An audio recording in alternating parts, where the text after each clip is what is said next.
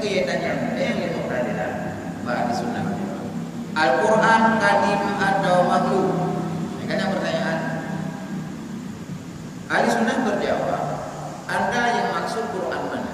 Quran ini ada Quran yang makhluk. Quran lahul makhluk kadim. Quran ini makhluk.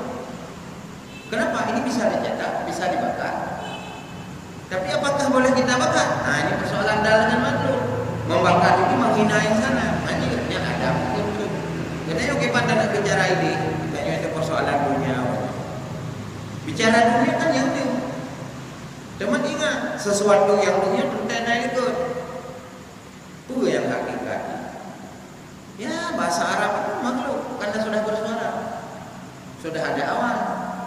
Bismillahirrahmanirrahim bi hurufnya ada awan. Yang ngomong siapa? Kita. Yang ngomong Jibril.